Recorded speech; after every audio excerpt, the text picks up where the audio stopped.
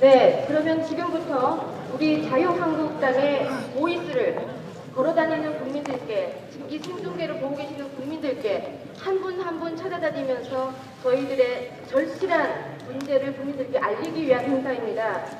오늘 보이스 옵 자유한국의 사회를 맡은 원내부대표 송희경 인사드리겠습니다. 우리 자유한국당의 동지 의원 여러분들 대단히 고맙습니다. 어저께도 제가 누차 얘기를 했지만 우리의 이 투쟁은 정말 외롭지만 정의로운 투쟁이다, 정당한 투쟁이다 하는 점을 다시 한번 말씀드립니다.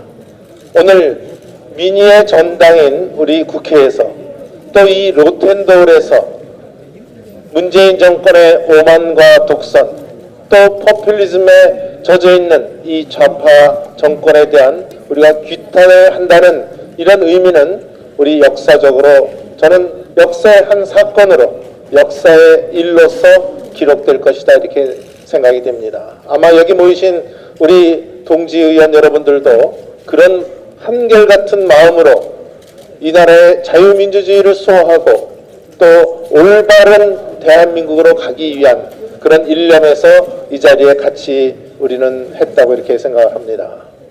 따라서 오늘 이 릴레이 발언대 또 보이스 오브 자유 대한민국의 오늘 이 자리를 우리가 열기로서 또 의원 개개인의 소견을 발표하고 국민들에게 알리는 이러한 자리를 가짐으로써 우리 국민들이 보다 많은 우리 자유한국당의 역할과 또 잘못된 문재인 정부의 행태에 대해서 비판할 수 있는 그러한 의사를 제공하는 좋은 뜻깊은 자리라고 생각을 합니다. 이 일은, 지금 할 수 있는 이 일은 우리 자유한국당 빼기는 할 수 없다 하고 저는 감히 이렇게 얘기를 합니다. 여러분, 사드 배치 반대, 1년 전서부터 저희들이 조기 배치해야 된다고 그렇게 얘기를 해왔습니다. 근데 그동안 저 민주당 사람들이라든지 문재인 대통령은 어떠한 입장을 취했습니까? 국회 인준이 필요하다, 또 국민적 합의가 아직 이루어지지 않았다, 또 전 정부에서는 안보 장사를 한다 이렇게 비꼬지 않았습니까? 결국 집권 와서 426일이라는 귀중한 시간을 허송하고 이제 와서는 하는 얘기가 뭐냐? 이제는 우리가 책임 있는 행동을 해야 되는 것처럼 어물쩍 넘어가려고 합니다. 그동안에 이렇게 불필요한 일을 통해서 한미 동맹의 균열을 가져오고 한중 간의 관계를 악화시켜온 것, 국론을 분열로 해온 이 책임은 과연 누가 져야 되는 것입니까?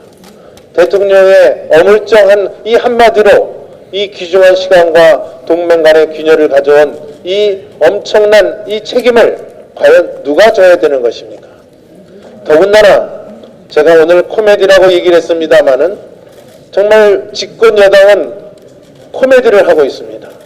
지금 이 시점에서도 사드 배치 반대에 대한, 사드를 배치해서는 안 된다는 이러한 당론을 아직도 변경하지 않고 있습니다. 이제 어제 사드 배치가 완료가 됐는데도 이 민주당이 아직도 집권 여당으로서의 제대로 된 정신을 갖고 있지 못하고 사드 배치 반대에 대한 이런 당론을 갖고 있는 민주당을 우리는 오늘 규탄하지 않을 수 없다 이렇게 생각을 합니다. 또 언론 방송 장악에 대해서도 누차 어저께도 말씀을 드렸지만 이 YTN 사장은 임기가 1년이나 남아있는데도 5월달에 중도 낙마했습니다. 또 EBS 사장 8월달에 그만뒀는데 이분도 제가 알기로는 임기가 10개월이나 남았는데 제가 보기에는 현명하게 퇴임한 건지 강요에 퇴임한 건지 잘 모르겠지만 하여튼 퇴임했습니다. 9월 1일 날은 MBC 사장 드디어 체포영장이 떨어지는 사태를 맞이했습니다. 우리 다 알지만 이제 남은 게 또 KBS 또 갈 거다 이렇게 다 예상을 하고 있습니다. 이런 사태가 벌어지고 방송위원회 방통위원이 불과 2, 3개월 만에 또 교체되는 이런 사태를 보면서 아, 이 사람들이 방송장악 음모가 있구나 하는 것을 저희들이 느껴왔습니다. 또 그것이 발톱이 드러났다고 이미 우리가는 인식을 하고 있었습니다. 그런데 어제는 MBC의 박문진 이사 중에 한 분이 이미 사의를 표명했습니다. 이제 그분의 또 삶의 말씀도 정말 고통스러워서 더 할 수가 없다. 고소가 이루어지고 주위에서 여러 가지 소위 말하는 압력에 의해서 더 이것을 할 수가 없다 하고 어제 사의 표명을 했습니다. 이제 그분이 그만두시고 한 분만 더 박문진 이사가 사임을 하면 이제 MBC 경영진을 소위 MBC 사장을 마음대로 교체할 수 있는 박문진 이사진을 구성하는 것이 눈앞에 두고 있습니다. 여기에 때를 맞춰서 방통위원장은 그 사태에 개입을 하겠다고 어제 공식 천명을 했습니다. 이제 저희들이 이렇게 얘기를 하는데도 이 문재인 정권은 어떠한 입장을 취하고 있느냐. 저희들이 이 문제에 대해서 요구하는 것은 딱 한 가지입니다. 이 정권이 어용방송 또 정권방송, 노용방송을 만들지 않겠다는 그런 의지를 언론 장악을 하지 않겠다는 이러한 의지를 천명해주고 그것을 이행할 수 있는 방법을 국민들 앞에 얘기해달라고 하는데 이 얘기를 지금까지도 하지 않고 있습니다. 아마 어떤 독재자가 나와서도 나는 앞으로도 이 대한민국의 방송을 장악하겠다 이렇게 얘기하는 그런 집권자는 저는 없다고 생각합니다. 따라서 저희들이 최소한의 이 언론 장악을 하지 않겠다는 얘기를 국민 앞에 천명해주고 그것을 이행해주는 모습을 보여달라고 얘기를 하는데 그것조차도 얘기를 하지 않고 있다는 것은 이것은 무슨 의미입니까? 방송을 계속 장악해 나가겠다는 얘기. 또 우리가 항상 얘기하고 있지만 협치의 두 글자를 이 정권은 제일 처음에 내세운 것이 협치였습니다. 우리 당사를 방문해서도 앞으로 우리 야당을 국정의 동반자로 생각하고 협치를 해 나가겠다는 얘기를 취임하는 첫날 저희 당사에 와서 얘기를 했습니다. 하지만 지금 120여일이 지나는 동안에 저희들이 느끼는 것은 협치의 두 글자는 이미 실종돼 있고 국회를 중시하는 태도는 전혀 보이지 않고 야당의 목소리는 귓등으로도 들으지 않으려는 이러한 태도에 저희들은 이 중요한 시기에 국회에서 100마디 해야 무슨 소용이 있겠느냐. 이제 국민 앞에 직접 얘기할 수밖에 없는 저희들의 답답한 마음을 이 국회 일정을 불참하게 하게 만든 저는 계기라고 보고 있습니다. 저는 지금이라도 이 정부가 언론 장악을 하지 않겠다는 분명한 입장과 그 이행을 하는 약속을 해주시고 또 협치의 정신으로 돌아가서 국회를 존중하고 야당의 목소리를 경청하겠다는 기본의 협치의 정신으로만 돌아가준다고 한다면 우리는 언제든지 국회를 정상에 같이 국정을 논할 수 있다 하는 입장을 저는 분명히 밝힙니다. 우리 의원님 여러분들 오늘 바쁘신 일정이고 또 이제 지역에 내려가서 여러 가지 지역구 활동을 하셔야 됩니다만은 우리 짧은 시간이라도 우리가 이 문재인 정권의 오만과 독선 또 포퓰리즘의 독주에 대해서 우리 강전한 우리 의원님들의 목소리를 한번 이 로텐더홀에서 분명히 밝혀주시기 바랍니다. 우리 단일 강렬 대우로 갈 때 우리의 투쟁은 성공할 수 있다고 봅니다. 오늘 이 자리가 불편하고 또 여러 가지 바쁜 일정임에도 불구하고 여러분 오늘 기꺼이 동참해 주시고 오늘 오전에 이런 규탄적 성격의 역사적으로 의미가 있는 또 역사적으로 사건으로 남을 수 있는 오늘의 이날이 여러분의 힘에 의해서 장도가 열려 나갈 수 있기를 다시 한번 기대하면서 우리 의원님 여러분들의 릴레이 규탄 발언을 이번에 국민들이 지금 주시해서 보고 있다는 말씀을 다시 한번 드리면서 오늘 좋은 말씀 들려주시기 바랍니다.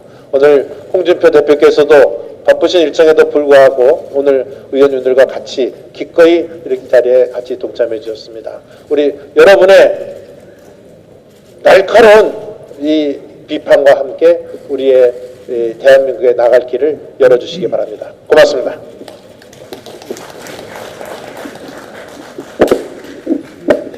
다음은 홍준표 저희 당대표님 나오셔서 모든 말씀 있으시겠습니다. 인을 많이 줄였네요. 빨리 원내 수석 누구죠? 김선동 의원. 빨리 동료를 좀 하세요. 원래 사드 배치를 하면 중국으로부터는 강렬한 비난을 받더라도 미국으로부터는 한미동맹이 강화되는 그런 결정적 계기가 되어야 됩니다. 그런데 사드 배치를 하면서 중국으로부터는 아주 극심한 비난을 받고 미국 대통령으로부터 거지같이 대화를 구걸하고 있다. 이런 모욕적인 소리도 듣고 있는 게 이 정부입니다. 사드 배치를 했는데 왜 이런 모욕적인 소리까지 들어야 돼요? 역대 대한민국 대통령이 미국 대통령으로부터 그런 모욕적인 말을 들어본 일이 있습니까? 그만큼 이 정부가 대북 정책에 대해서 갈팡질팡하고 냉탕온탕 건너뛰고 원칙 없고 분별 없는 행동을 하고 있다. 그런 겁니다. 그래서 지금부터라도 이 정부가 대북 정책에서 자신들의 본질에 맞게 계속 대화를 추구하든지 그렇지 않고 수정을 내서 대북 강경 노선으로 다시 나가든지 원칙을 갖고 정책을 수립하고 대처를 해야지. 미국으로부터 깔보임을 당하고 모욕을 당하고 중국으로부터 비난을 당하고 이게 무슨 대북 정책입니까? 그거는 어처구니 없는 대북 정책을 지금 하고 있습니다. 그래서 우리가 하는 것은 이 정부의 본질에 맞게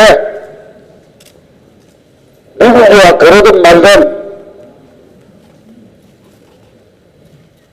대화 구걸 정책으로 계속 하든지 그렇지 않으면 강경 정책으로 수정을 하든지. 어제 워싱턴 포스트에 기자가 왔길래 이 정부가 대북 강경으로 선회한 데 대해서 어떻게 생각하느냐. 페인트 모션이다. 페인트 모션에 불과하다. 이 정부의 본질은 그게 아니다. 지금 정치적 안보 위기에 와 있으니까 페인트 모션에 불과하다. 그런 이야기를 했습니다. 그래서 우리가 할 일은 대북 정책을 수정을 하든지 자기 본질에 맞게 대화 구걸 정책을 계속하든지 둘 중에 하나 선택을 해야지 우리 자유한국당이 비판의 초점을 맞출 수 있다. 그런 얘기를 어제 했습니다. 어제 청와대 전배현 수석이 나는 비밀리에 방안을 찾아오는 줄 알았는데 우리는 그거 전혀 언론에 알린 일이 없어요. 3시에 언론에 흘리고 당사를 찾아봤어요. 와서 5당하고 대통령하고 회담을 하자 그러길래 널널히 회담은 하지 않겠다. 앞으로도 5당 회동에는 참여치 않는다. 거기 가서 무슨 이야기를 하겠어요? 앉아서 일반적인 설명만 듣고 오는 거지. 그래서 앞으로도 참여할 생각이 없다. 제가 보건대는 대통령 귀국 시점에 맞춰서 정치 쇼하러 온 거예요. 그래서 그런 점이 있다는 거 이제 보고 말씀을 드리고, 마지막으로 저는 개인적으로는 10년 야당 해보고 10년 여당을 해봤습니다. 이 롯텐다 홀에서 이런 일을 야당 때도 해보고 여당 때도 해봤습니다. 근데 야당 때 할 때가 더 절박합니다. 그래서 김선동 수석께서 다시 의원님들 연락해서 빨리 연락해서 그 앉아있지 말고 나가서 연락해. 나가서 연락해서 단일 대우로 우리가 움직이면 이 정부의 대북 정책을 본질부터 바꿀 수가 있다. 그 확신을 갖고 우리 한번 해보도록 하십시다. 감사합니다. 여러분 박수 크게 부탁드립니다. 자, 오랜만에 박수가 들어옵니다. 이 국가 안보는 죽느냐 사느냐 문제고 생명의 문제입니다. 그리고 이 방송자가 우리가 저지가 하는 이 문제는 우리의 눈과 귀를 가리고 우리의 머리를 혼란스럽게 하고 한쪽으로 굳어가게 하는 그러한 역할을 하는 것입니다. 그래서 우리가 국회를 보이콧하고 이런 심각성을 국민들께 알리고 저지하기 위해서 우리가 함께 있습니다. 오늘 여러분들도 보셨듯이 뭐 언론 보도에서 나오는 것처럼 지금 정부 여당은 치밀한 계획을 갖고 공영방송을 장악을 하려고 합니다. 이미 다른 여기에 조금 거북스럽게 들리실 수 있으려나 모르지만은 종편들은 이미 고개를 숙였습니다. 그래서 남은 공영방송을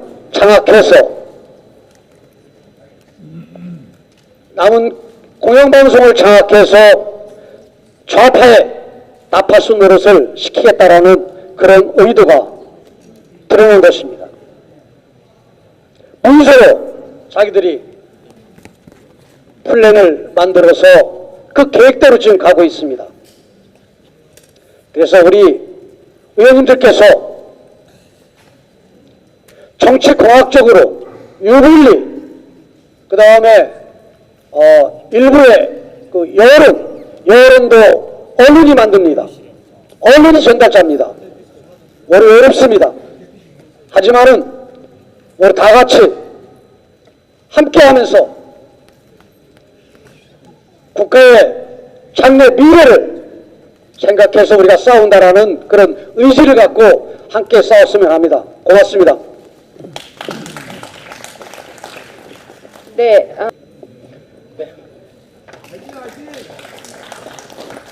네, 오늘 그 조선일보 보셨죠? 네. 조금 뛸까요? 네, 오늘 조선일보 보셨죠? 방송 장악을 위한 저들의 정치 공작 음모가 전모를 드러냈습니다. 방송 장악 음모가 차고 넘칩니다. 그 내용들을 보면은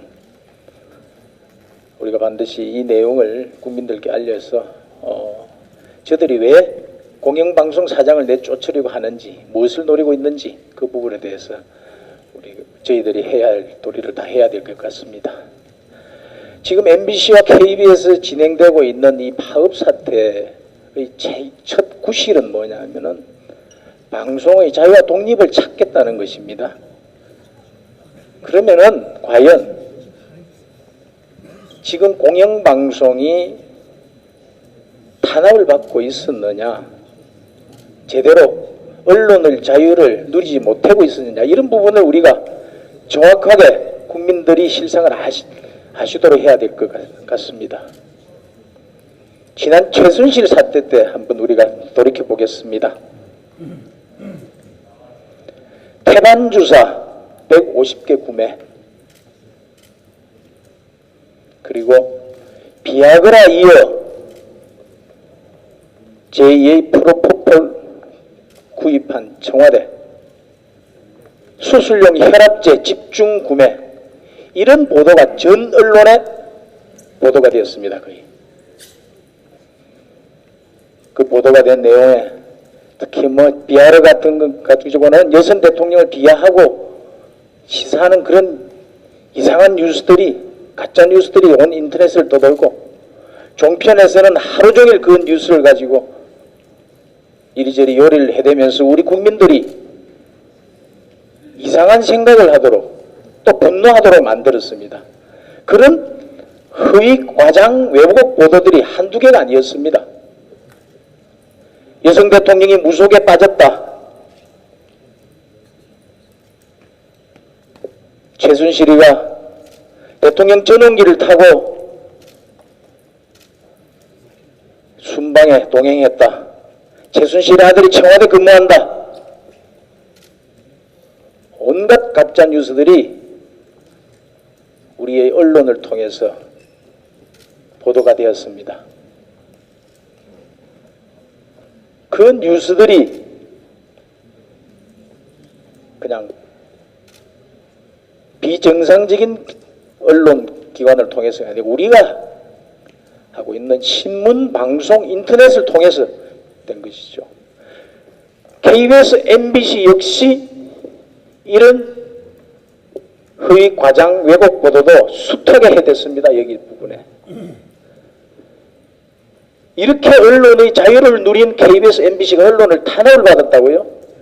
과연 어떻게 생각하십니까? 우리 의원님 여러분, 국민 여러분. 이렇게 언론이 탄압을 받았으니 KBS, MBC가 제자리를 잡아야 되겠다고요? 아닙니다. KBS, MBC가 언론 자유를 누리지 못한 것,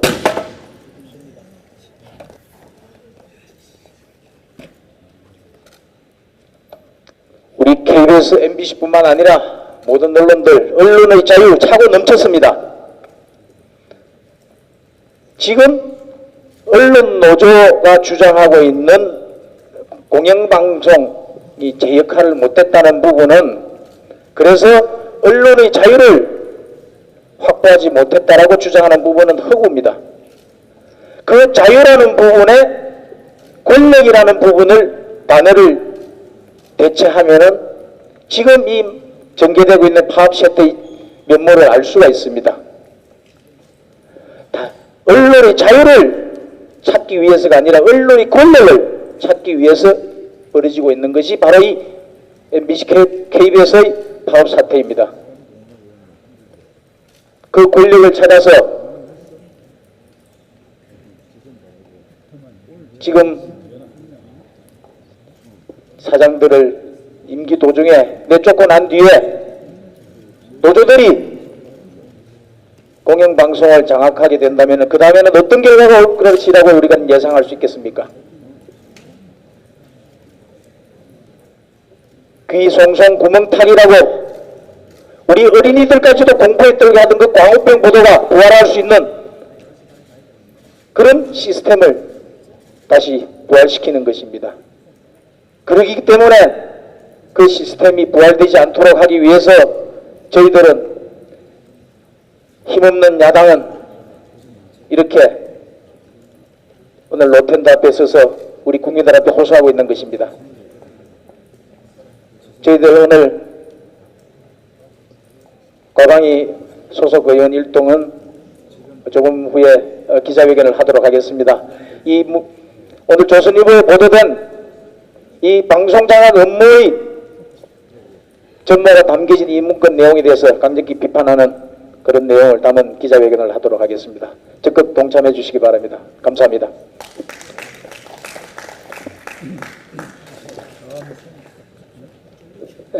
청와대 3분만 서겠습니다. 제가 이 신청을 제일 먼저 했다고 해서 제가 제일 먼저 나왔습니다. 저는 요즘 이 정치를 왜 하는가, 도대체 제가 왜 정치를 하는가 이런 생각을 밤에 많이 해봅니다. 그리고 눈물이 참 많이 납니다. 정말 오늘의 박근혜 정부의 몰락이 다 저 책임이다.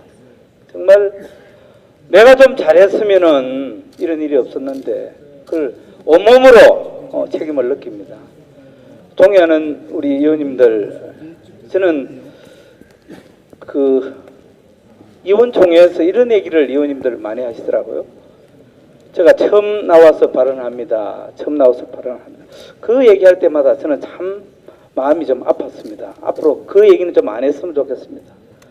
처음 발언하는 것이 자랑이 되어서는 안 된다고 생각합니다. 우리가 중요한 시점에 발언하고 행동해야지, 발언 안 하는 것이 자랑이 되어서는 우리 당이 절대 희망이 없다고 생각합니다. 오늘의 이 위기, 박근혜 정권의 몰락, 우리가 잘 못했기 때문에 그 역할을 발언하고 제지 못했기 때문에 오늘 이런 일이 나지 않았습니까? 저는 그렇게 봅니다. 그래서 정말 철저하게 반성하고 정말 뉘우치고 있다는 말씀을 드립니다. 저는 이제 이 시점은 이제 행동해야 할 시점이라고 생각합니다. 또 우리가 이 국가적인 누란의 위기 앞에 또 발언하지 않고 행동하지 않으면은 또 우리가 큰 위기 앞에 나도 그럴 때 발언했어야 되는데, 그럴 때 행동했어야 되는데, 그럴 때 안 했잖아. 또 제2의 우리 박근혜 대통령의 몰락을 또 볼 수도 있다. 저는 그렇게 생각합니다. 해서 이제 행동하고 발언하고 용기 있게 결단하고 해야 한다 하는 말씀을 드립니다.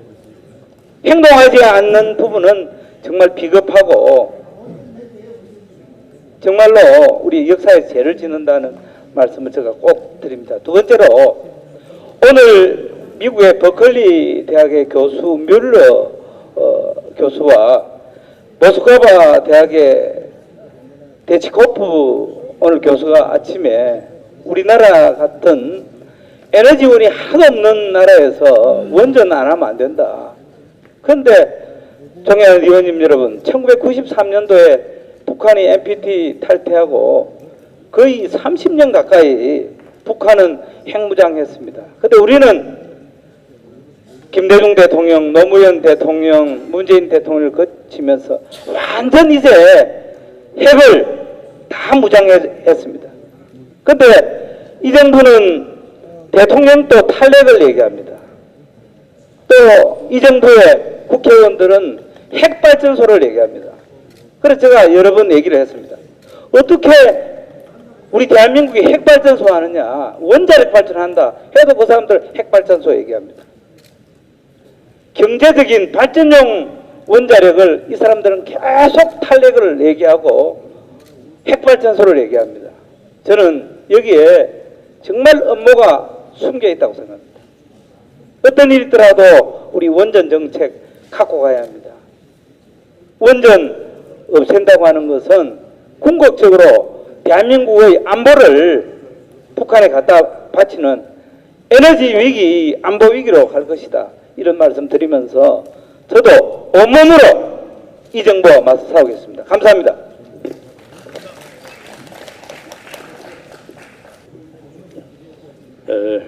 저는 국민 여러분들에게 호소하기 위해서 이 자리에 섰습니다. 존경하는 국민 여러분, 포항남 물릉 독도가 지역구인 자유한국당의 박명리입니다. 국민 여러분, 걱정이 많이 되시죠? 제1야당이 국회를 보이콧하고 이런 투쟁을 하는 모습 정말 걱정이 많으시라고 생각합니다. 이런 투쟁을 하는 저희들은 더욱더 안타깝고 국민 여러분들에게 한없이 송구하고 죄송합니다. 문재인 정부가 출범한 지 4개월이 됐습니다. 이 4개월 동안 독선, 독주, 무능 좌편향 불균형 정책과 인사로 우리 사회 각 분야에 검은 먹구름이 몰려오고 있습니다. 위기의 암울한 그림자가 들여오고 있습니다.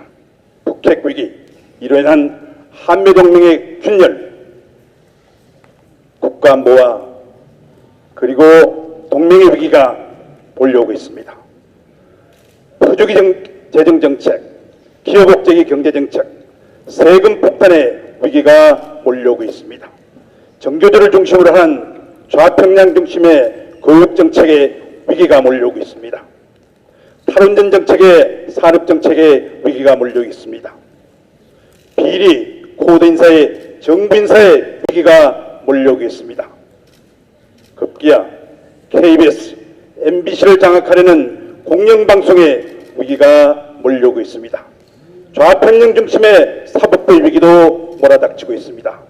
존경하는 국민 여러분, 이런 위기가 더 큰 국민적인 참사, 국민적인 위기로 번지지 않기 위해서 우리 자유한국당이 분연히 일어나지 않을 수가 없습니다. 국민 여러분, 잘못된 문재인 정부의 위기의 경고음을 켜야 될 것입니다. 위기의 경적을 울려야 합니다. 중단 없는 독주의 브레이크를 밟아야 합니다. 잘못된 정책의 궤도 수정을 이끌어내야 합니다.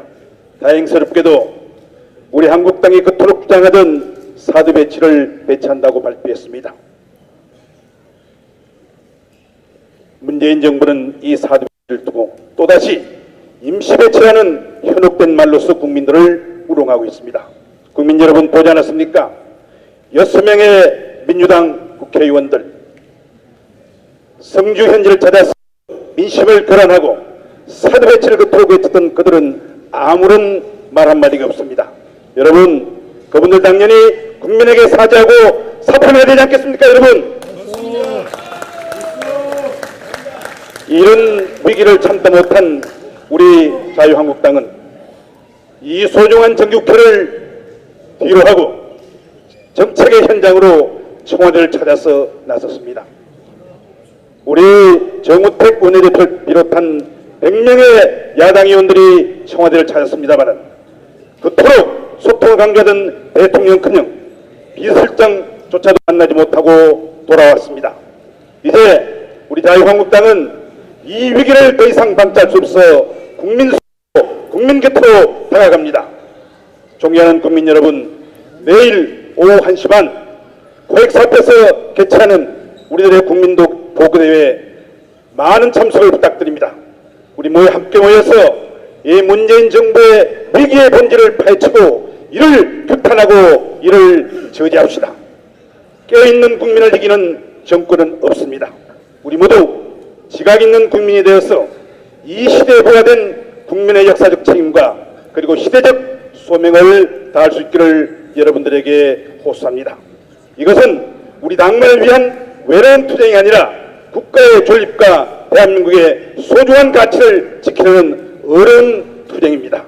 존경하는 국민 여러분, 내일 함께 귀한 걸음을 하셔서 대한민국을 지키고 대한민국의 미래를 위해서 함께 힘을 모아주시기를 호소합니다. 감사합니다. 연일 수고 많습니다. 언론 없는 정부보다 정부 없는 언론을 택하겠다. 우리 국민학교 때 배운 얘기입니다. 토마스 제퍼슨, 미국의 3대 대통령.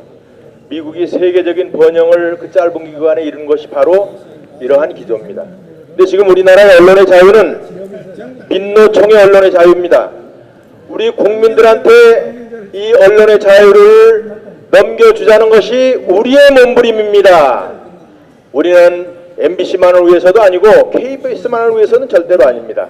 우리 국민들이 언론의 자유를 만끽함으로 해서 시장경제와 민주주의가 살아넘쳐서 3만 불에서 4만 불 가는, 그래서 일자리가 많이 나는 그러한 기반을 톡톡히 하자는 것입니다. 독재에서 무슨 일자리가 있습니까? 두 번째, 김정은의 핵 무기 춤에서 우리 5천만 인지를 구하자는 것입니다. 이제 수소폭탄까지 개발되는 이 단계에 우리 국민 모두가 자유한국당과 함께 문재인 정부가 올바른 안보 정책으로 할 수 있도록 함께 노력하자는 취지로 저희들이 열심히 하고 있고 국회를 떠나서 지금 국민과 함께 하고 있습니다. 여러분 앞으로도 계속 소원 부탁드립니다. 감사합니다. 언론의 자유를 국민에게 돌리자는 강력한 말씀 있으셨습니다.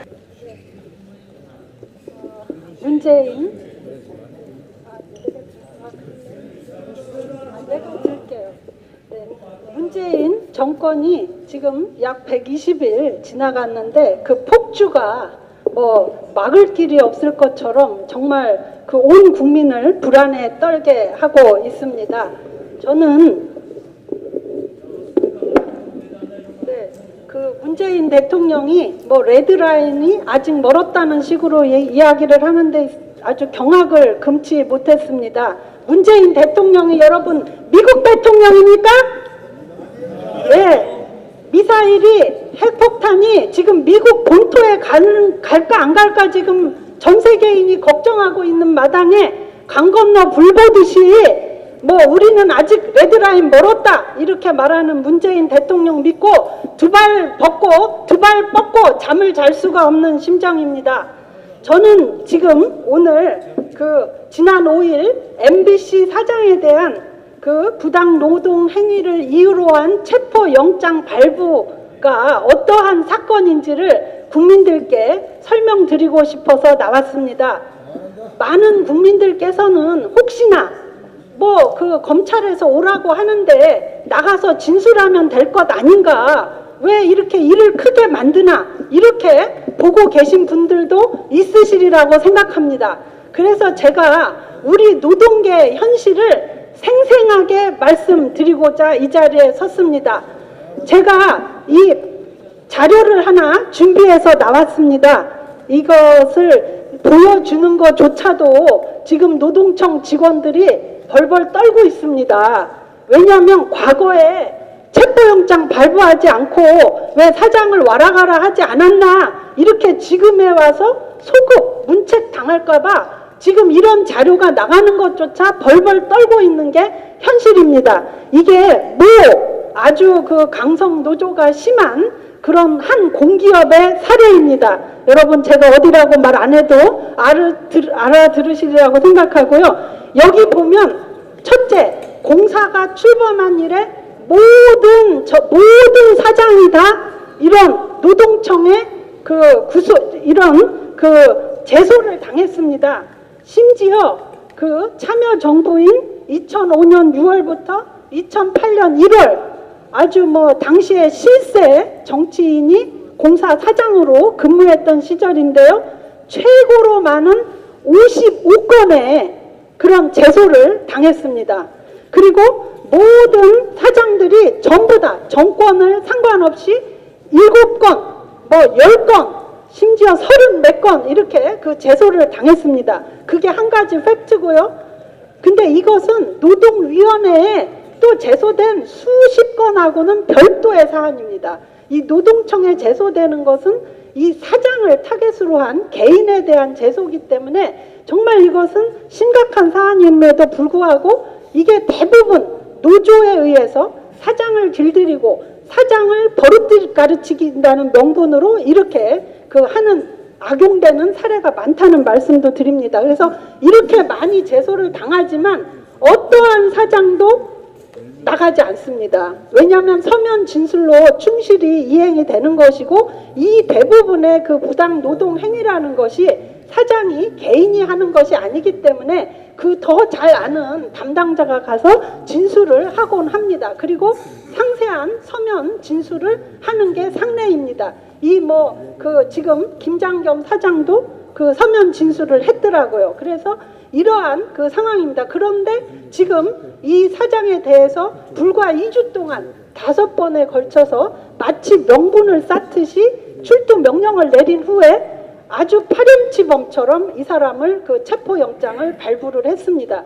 이게 앞으로 어떻게 되느냐, 이것은 저는 단순한 언론 장악 시도를 넘어서서 대한민국을 노조공화국으로 만들려는 시작이 지금 시작됐다. 저는 이렇게 보고 아주 개탄을 금치 못하고 있습니다. 여러분 생각해 보십시오. 이렇게 제소를 당하는데 그때마다 와라 가라 하면은 이 첫째 모든 직원이 이 사장을 주목하고 있습니다.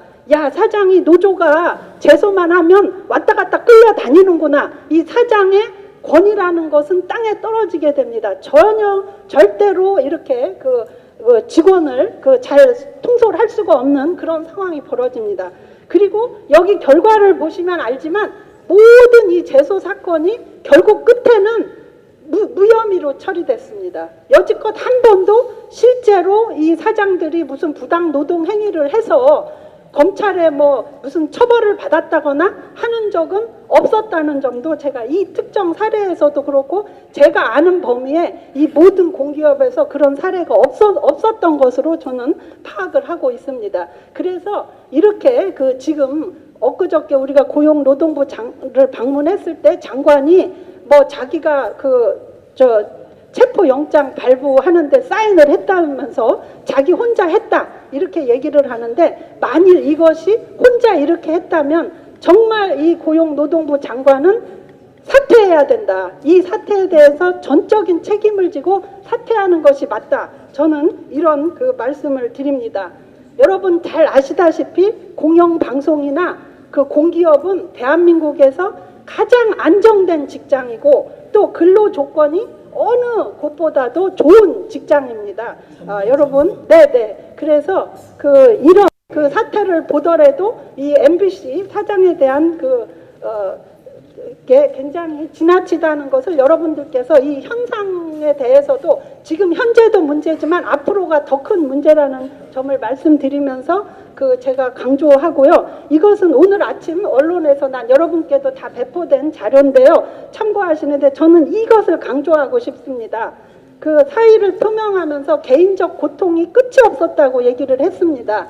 이 공기업 사장들이요, 이 노조의 이런 압박에 정말 고통이 끝이 없습니다. 저는 2013년 12월 23일간의 파업 동안에 정말 끝없는 고통 속에서 제가 그래도 바로잡을 수 있었던 것은 국민 여러분들께서 저를 지지해 줬기 때문에 국민의 힘으로 이 상황을 바로잡을 수 있었습니다. 국민 여러분, 지금 이 상황 우리가 김장겸이라는 개인을 위해서 하는 것은 아니지만 뭔가 바른 일을 하고 나라를 올바로 이끌기 위해서 노력하는 이 개인도 보호하는 것이 저는 우리의 임무라고 생각을 합니다. 국민 여러분들께서 이 상황의 진상을 좀 잘 이해하시고 우리 MBC나 공영방송 이 언론 장악에 대한 비판에 눈으로 봐주시기 바라고, 우리 당이 이렇게 애쓰고 최선을 다하는 것을 이해의 눈길로 봐주시기를 감히 부탁드립니다. 감사합니다. 제가 빨리 하고 빨리 가야 되기 때문에 내일 많은 사람을 또 동원을 모시고 오는 부분 때문에 제가 말씀 올리겠습니다. 자, 우리 문재인 대통령 선거 때 항상 대화와 외교적 노력으로 북한의 핵 문제 또 평화적 해결을 주장을 하고, 대통령에 당선이 되면은 제일 먼저 북한에 가겠다 약속을 했습니다. 그리고 또 개성공단과 금강산 관광을 다시 재개하겠다. 그 다음에 사드 배치는 국회의 비준을 통해서 결정을 하겠다고 발언을 했습니다. 국가 안보와 관련된 그러한 문재인 정부의 이 정책 수행, 이것이 우리 군의 전쟁 억지력을 약화시키기 위한 북한 김정은 입장에서는 아주 좋은 그러한 내용일 수밖에 없을 겁니다. 그동안 북한은 우리 정부에게 정부 출범 이후에 약 100일 동안에 7차례 탄도미사일 실험을 강행을 하였습니다. 그리고 미국을 비롯한 유엔 안전보장이사회국들이 북한에 대한 경제 제재 조치를 다 같이 강구하는 그런 마당에 문재인 정부는 나홀로 북한의 대화의 해결의 방법을 또 제안을 하고 있습니다. 이제 북한은 핵을 가진 나라가 되어버렸습니다. 이제 최후의 승부수를 던져버렸다는 그런 관측입니다. 특히 이 북한의 ICBM 개발은 미국의 한국 방위를 포기하는 이 한국 방위의 포기를 유도하는 그런 계기가 될 것입니다.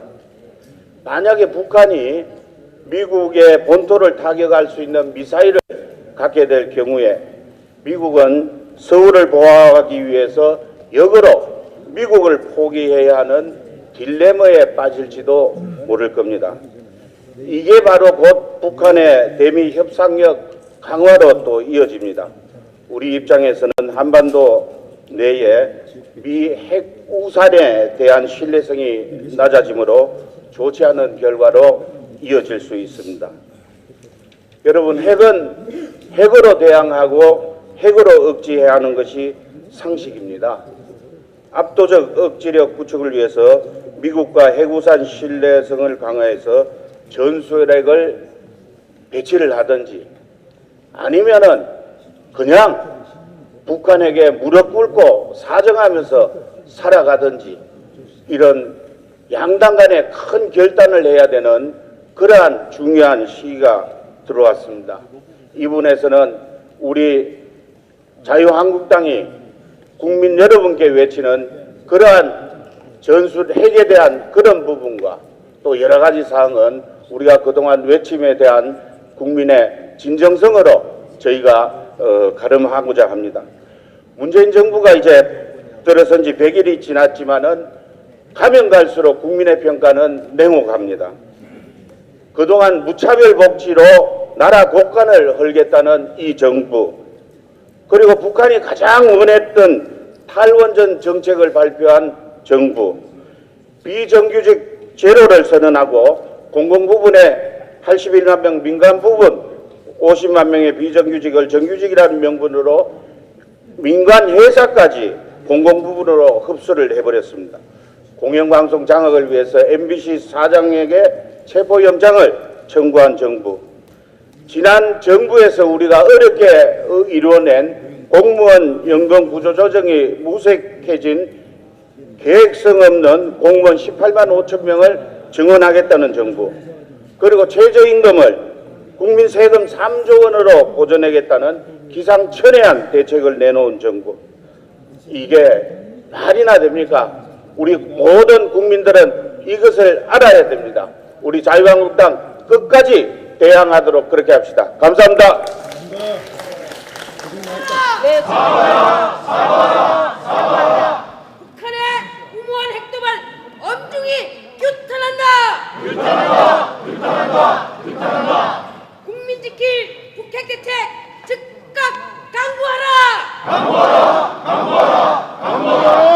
대북국을 중단하고 안보 태세 확립하라.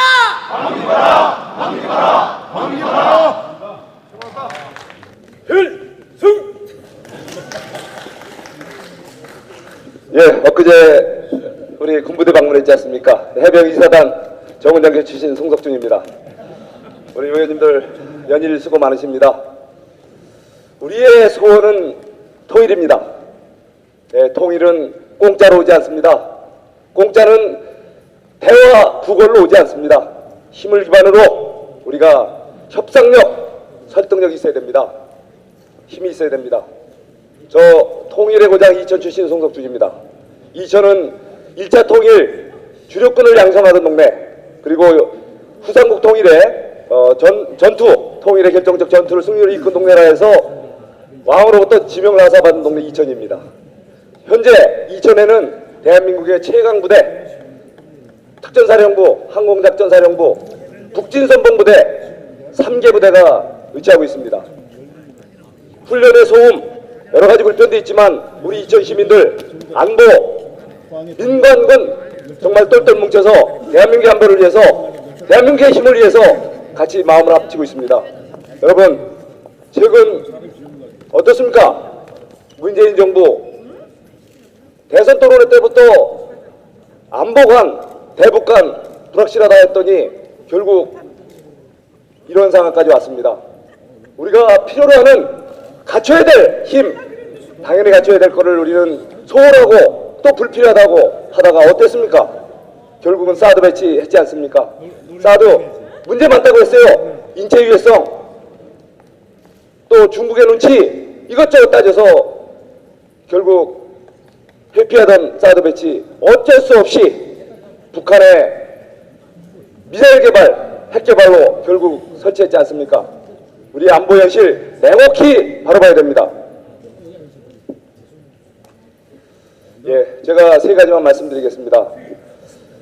첫째, 우리의 안보 현실 냉혹히 인식해야 됩니다.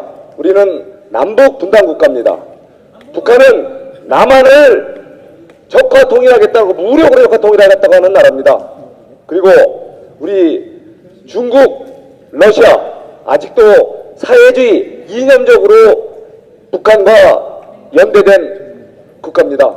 자, 우리의 안보 누가 같이 하겠습니까? 바로 미국, 일본, 한미일 이 안보동맹, 이것이야말로 우리의 현실입니다. 물론 우리가 자력으로 우리 안보를 책임질 수 있다면 당연히 미군 철수시키고 우리 자주국방 할 수 있죠. 현실이 안 그런 겁니다. 아시는 대로 우리에는 전략 무기 자산 없습니다. 또 우리나라의 고도의 정보력 미군에 의존하고 있습니다. 현실입니다. 이러한 현실을 외면하고 한미동맹 해체하고 주한미군 철수시켜서 어떻게 하겠다는 겁니까? 여러분, 바로 이런 안보 현실 냉혹히 인식해야 합니다. 두 번째로 북한의 실체를 바로 알아야 합니다. 북한은 물론 주민들을 생각하면 우리의 통일의 대상이고 우리의 동일 민족입니다. 그렇지만 북한의 김정은 정권, 바로 세수 독재 정권입니다. 북한은 북한 주민과 우리를 적으로, 우리를 무력 통일, 적화 통일하겠다고 하는 그런 두 개의 세력으로 공존하고 있습니다. 우리는 북한의 무력 적화 통일을 목표로 하고 있는 김정은 정권의 실체를 인식해야 됩니다. 북한은 김일성, 김정일, 김정은 세습 정권을 계속 이어가겠다고 그야말로 무자비한 인권 탄압을 하고 또 폐쇄를 고집하면서도 그야말로 자기들 생존 전략으로 미사일 개발, 핵 개발, 다시 말해서 핵 ICBM 만들어서 그야말로 이제 세계를 대상으로 자기들의 독재 이어가겠다는 것입니다. 바로 이러한 현실, 바로 북한의 실체를 바로 보고 우리가 북한에 대해야 될 것입니다. 자, 마지막으로 안보엔 공짜가 없습니다. 세상에 우리가 일상생활에서도 공짜가 없는데 안보야말로 주변의 강국과 둘러싸인 우리, 또 우리를 직접적으로 적대시하는 북한, 여기를 상대해서 우리가 살아남기 위해서는 우리는 희생과 비용을 들여야 됩니다. 싸도 피곤하죠. 중국이 우리에게 경제 제재합니다. 그렇지만 그것이 무섭다고 우리가 싸도 회피할 게 아닙니다. 우리는 먼저 우리의 생존, 우리의 안보를 확보하고 나서야 바로 우리의 내일이 있는 겁니다. 여러분, 우리는 사드 배치를 넘어서 필요하다면은 지금 소리치고 가지 않습니까? 킬체인, 예, KMD, 예, KMPR, 모든 거 우리가 필요하다면은 빨리 우리 어떤 돈이 들더라도 우리 안전 확보하기 위한 노력 필요합니다. 전술핵 배치 두려워해서는 안 됩니다. 우리가 필요하다면 확고한 힘을 기반으로 북한의 무모한 도발을 사전에 억제를 해야 합니다. 자, 여러분 고생 많으십니다. 우리 끝까지 투쟁해서 안보무능 우리 문재인 정권을 확실히 바로 잡아주는 정말 확고한 우리 야당의 자세를 한번 견제할 필요가 있을 것 같습니다. 구호 한번 해주시겠습니다. 안보무능 문재인 정권 각성하라! 각성하라! 각성하라! 각성하라!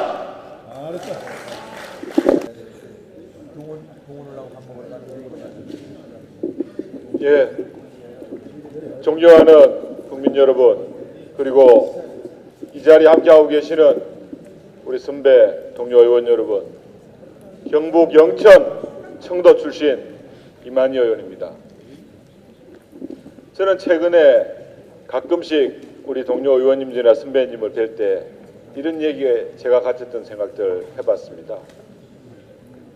지난 여름의 무더위가 한창이던 7월 17일 제헌절 날이었습니다. 그 자리에 국회의장님을 비롯하신 많은 정부 요인들이 참석을 하고 의원님들이 함께한 가운데 애국가 4절을 불렀습니다. 1절부터요. 과연 5년 후에 불현듯 아니면 10년 후에 여전히 우리가 이 애국가를 부를 수 있을지에 대한 조금은 우려스러운 마음과 걱정의 마음이 함께 드는 그런 마음이었습니다. 이제 우리 5천만 국민 북한의 핵과 미사일에 인질이 되었습니다. 많은 국민들 북한의 핵전쟁의 공포 속에서 어찌할 바를 모르고 두려움에 떨고 있습니다.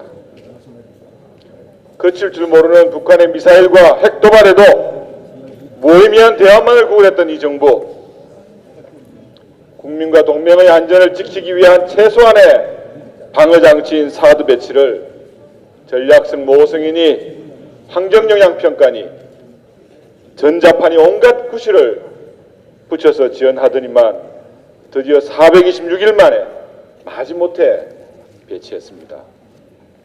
오늘 대표님 이 정부의 본질에 대해서 말씀하셨습니다. 북한은 핵을 개발할 의도도 능력도 없다. 단언하신 분 누구십니까?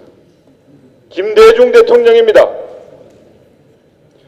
북한의 핵 개발에도 일리가 있다고 하는 사람 누굽니까? 노무현 대통령입니다. 한반도에서의 군사행동 누구도 대한민국에 동의 없이는 결정할 수 없다고 소리 높인 분 누굽니까? 문재인 대통령입니다. 누구를 위한 목소리고 누구를 향한 목소리였습니까? 대한민국 안보의 기초인 한미동맹 관계 회복하기 어려운 불신의 그림자 드리워지고 있습니다. 핵으로 무장한 북한, 전략적 힘의 균형이 무너진 한반도, 어떻게 진정한 대화와 평화 공존이 가능하다고 여러분 생각하십니까? 북한의 핵과 미사일 누구를 겨냥한 것입니까? 수폭 개발을 한 북한 어제 군중대회에서 나온 얘기들입니다. 미국 이제는 한반도 문제에서 손을 떼어 서울을 비롯한 남반부 전체를 단숨에 깔고 앉을 수 있는 만반의 태세를 갖추고 있다고 호언장담하는 북한의 군부를 보셨습니까, 여러분? 이제 미국은 자국의 안전을 위해서라도 북한과의 대화, 타협을 진지하게 고민할 것이라고 많은 전문가들 예언하고 있습니다. 이 정부의 진정성을 확인시켜주기 위해서라도 한반도에서의 전략적 힘의 균형 회복을 위해서 그것이 전술 핵무기의 재배치든 아니면 어렵고 지난한 과정이 있다고 하더라도 독자적 핵무장의 길로 나가야 한다고 저는 생각을 합니다.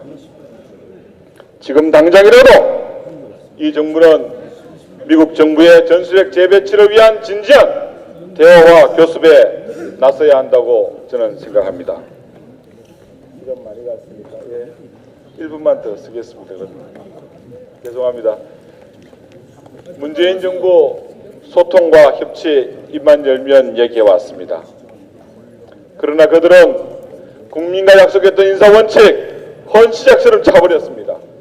코드 인사, 보훈 인사에 골몰했습니다.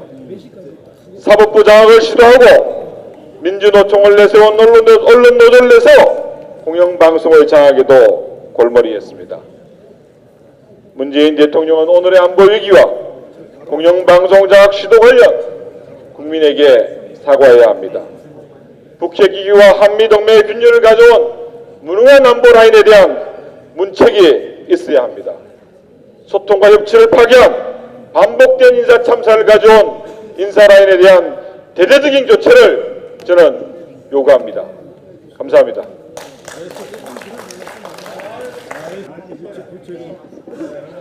총장, 빠질 사람을 알려주세요.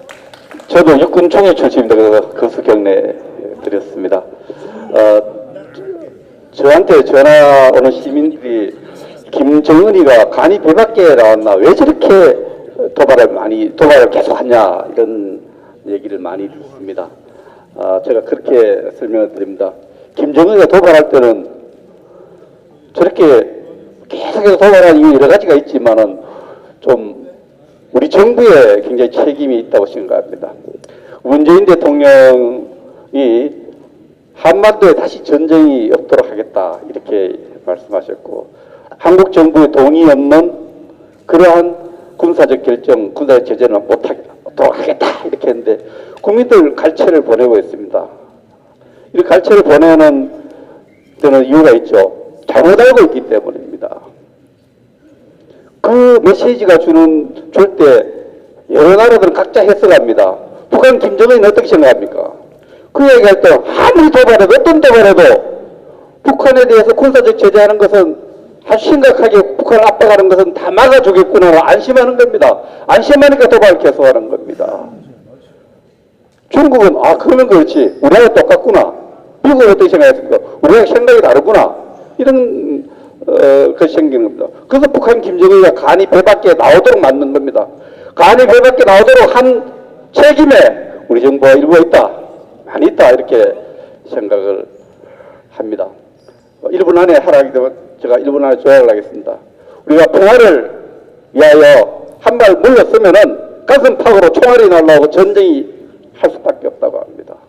전쟁을 결심하고 한 발 나아가면 평화가 가슴으로 안긴다고 합니다. 베트남이 중국을 어떻게 다룹니까? 중국이 베트남 베트남 이익을 침해할 때는 2014년 불과 3년 전에도 베트남 정부는 총동원령을 내렸습니다. 총동원령을 내리니까 중국이 굴복하고 베트남과 중국 간의 평화가 만들어지는 겁니다. 우리 정부의 결연한 의지, 이런 것이 없었기 때문에 이런 안보 불안이 만들어진 것 있습니다. 많은 사람들이 지금 한국에 살아도 되느냐, 이민 가야 되는 거 아니냐, 이런 걱정을 하고 있습니다. 이 걱정을 귀담아 들어야 됩니다. 그래서 우리 정부가 좀 더 결연한 의지로 북한에 대해야 된다. 그런 차원에서 지금 평화를 만들기 위해서 우리 당은 북한이 핵을 가졌다 생각하고, 그래서 사용할 수 있는 수준이 이렇다 생각하고, 전술 핵무기를 갖추고, 또 거기에 대해서 또 다른 핵무장까지도 해야 된다, 이런 입장을 갖고 평화를 지키려고 합니다. 우리 평화를 지키려는 의지가 우리 당이, 우리 자유한국당이 가장 강하다, 그것을 말씀드리고 싶습니다. 이상입니다.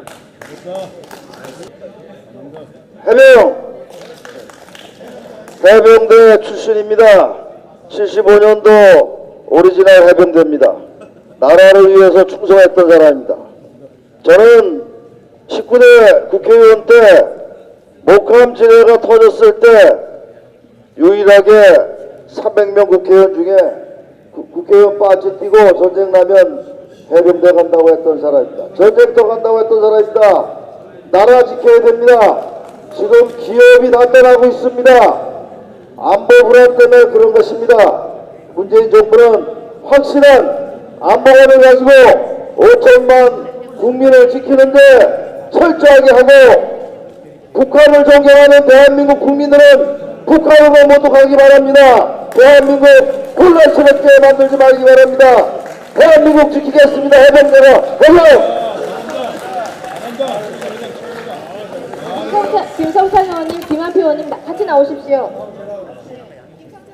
저는 국민 여러분께 핵의 역사가 어떻게 진행되어 왔는지 고발하고자 이 자리에 섰습니다.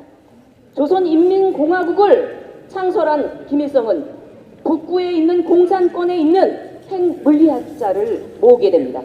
그리하여 핵의 역사는 그로부터 시작이 되었습니다. 1948년 이후 핵은 개발됩니다.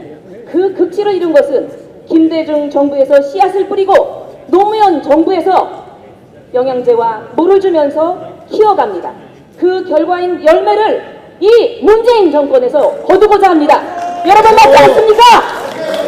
저희 당에서는 핵무장을 당론으로 정한 바가 있습니다. 저는 그것을 더 뛰어난 전술핵 배치를 당론으로 결정한 바가 있습니다. 저는 이것을 더 이어 발전시켜 핵무장을 해야 한다고 감히 여러분께 주장을 드립니다. 여러분, 엊그제 이 국회에서 추미애 대표가 발언을 한 게 있습니다. 신세대 평화론을 이야기했습니다. 장마당 세대론을 얘기했습니다. 문재인 정부에서 말하는 평화 통일이 이것입니까? 맞지 않습니다. 이미 70년의 경과한 역사 속에서 김일성, 김정일을 이어받은 김정은은 뼛속까지도 핵을 갖추고자 합니다. 도간에 갇힌 쥐가 고양이가 쫓아간다고 어떻게 하겠습니까? 물 수밖에 없습니다. 푸틴을 찾아간 우리 문재인 대통령은 푸틴이 왕따 작전으로 들어간 코리아 패싱을 선점했습니다. 2014년 우리 박근혜 정부에서 LNG 선박 수주 15척을 했은 것이 이미 역사적인 진실입니다. 푸틴은 이렇게 말합니다. 네, 너 까불지 마라. 우리는 북에 원유 주지 않는다. 돌아가라. 이렇게 왕따당하고 있습니다. 여러분, 우리 당이 보수의 가치를 높이 살리는 그날까지 우리의 투쟁은 멈추지 않을 겁니다. 국민 여러분 함께해 주십시오. 감사합니다. 이제 다 비슷한 이야기 돼가지고 우화 이야기가 있습니다. 까마귀가 흰털 달고 비둘기 그 가가지고 비둘기 노릇 하는데 결국은 그 비둘기가 안 되고 까마귀 전체 탈로 갑니다. 지금 여러 가지 페이스 모션으로 국민들 속이고 또 선심성 공략해가지고 이렇게 됐는데 정신 바짝 차리면 까마귀가 꽉 할 때 그때 여러분이 자지 말고 딱 봐가지고 저놈들이 까마귀구나 알도록 국민이 알도록 해주셔야 된다 하는 말씀 드립니다. 제가 한 20분 준비했는데 정말입니다. 2분만 이야기하겠습니다. 지금 문재인 정부가 하는 게 나라 망하도록 하는 정책 골로 사고 있습니다. 그 중에 몇 가지 선심성 공약 몇 가지 띄워가지고 다 아는 이야기입니다. 대화는 북한의 핵무기 완성하도록 시간 벌어주기 이야기 대화입니다. 핵을 유일하게 해결할 수 있고 안보를 지켜주는 미국 쫓아내려고 전작권 전환 이야기합니다. 우리 일자리 만들고 외화벌이 하겠다는 그 좋은 원전 그래서 폐기하자는 겁니다. 인간의 기본 질서이고 사회 질서를 없애기 위해서 동성애 허용하자는 겁니다. 이거 정말로 또 열심히 잘하겠다는 의욕을 상실하게 만들려고 하는 게 모든 사람 정규직화 하자는 겁니다. 뭐냐? 대한민국 없애도록 하겠다는 정책을 딱 수립하고 그 사이에 인기 끌고 하고 있다. 다 아시는 이야기지만은 이런 부분들을 우리 국민들께 정말로 아시도록 좀 해주셔야 된다. 악을 선으로 제압하려고 하면 선이 다 죽습니다. 악은 악으로 제압해야 됩니다. 그것밖에 없습니다. 그리고 정리하면 언론 정상화될 때까지 믿지 말고 발로 뛰어야 합니다. 정부 믿지 말고 국민에게 가야 합니다. 잘하고 있다. 여당 믿지 말고 국회 믿지 말고 현장으로 가야 됩니다. 감사합니다. 네.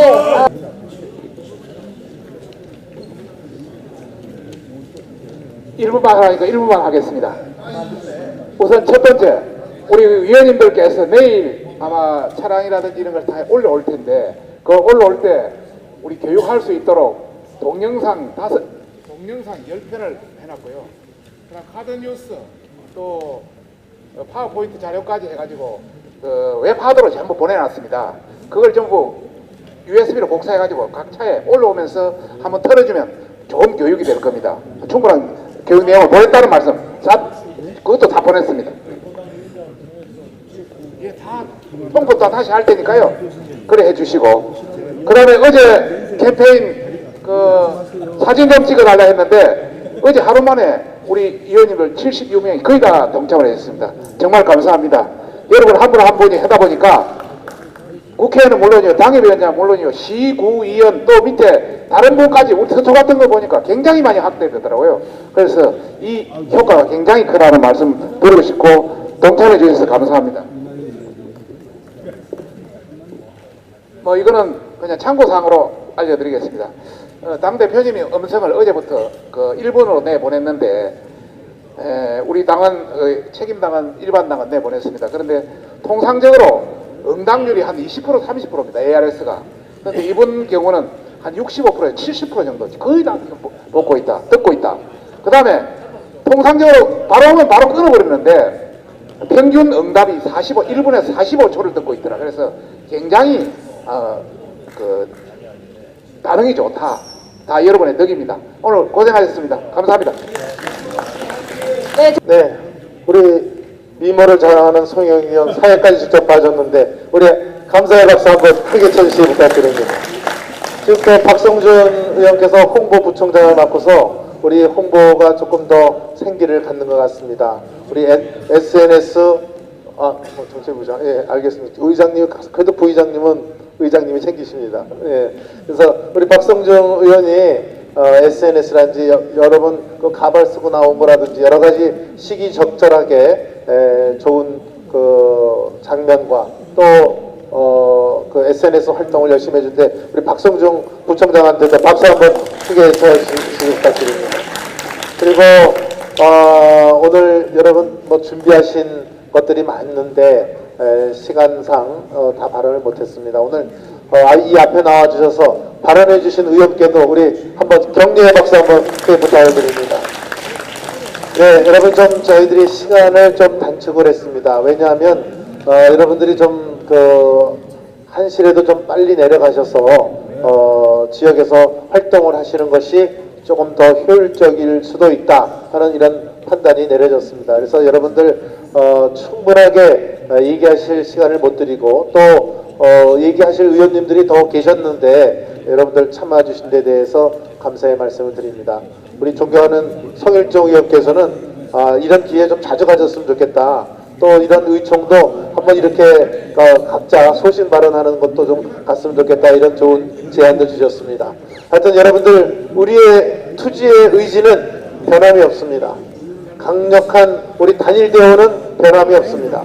여러분과 함께라면 이 문재인 정부 잘못 가는 거 반드시 잡아낼 수 있겠죠? 네. 우리 내일 다 같이 힘 합쳐서 성공적 국민대회 반드시 잘 치러낼 수 있겠죠? 네. 자, 우리 함께라면 끝까지 갈 수 있겠죠? 네. 자, 우리 내일 우리 코엑스에 만날 것을 다시 한번 약속드리면서 불편한 자리에서도 미동 가지 않고 움직이셔야 하는 우리 의원님께 다시 한번 감사드립니다. 고맙습니다. 여러분 국민과 함께